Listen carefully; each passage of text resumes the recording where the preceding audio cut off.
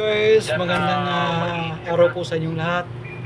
At ngayon po ay babahagi ko sa inyo. Gusto ko rin po makatulong sa inyo sa mga babae natin na gusto mag-duty, mag-security guard, mag-apply. Mayroon mga requirements po. Unang-una po, Filipino citizen, 18 years above. Pangalawa, kailangan sa government ID mayroon kayo SSS, pag-ibig, NBI, barangay clearance, court clearance, diploma, PSA, TIN number. At bukod doon, kailangan meron po kayong training certificate.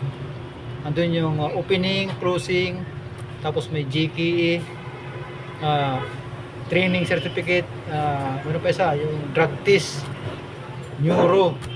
Kailangan mayroon kayong mga requirements na makapasa kayo. So, maraming salamat po sa inyo guys kung magbabahagi. Bagong lahat,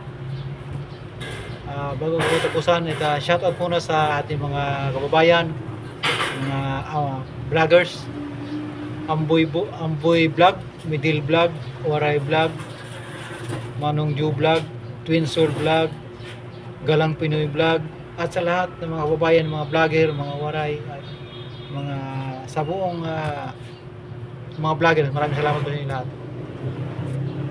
Bye bye po, and God bless.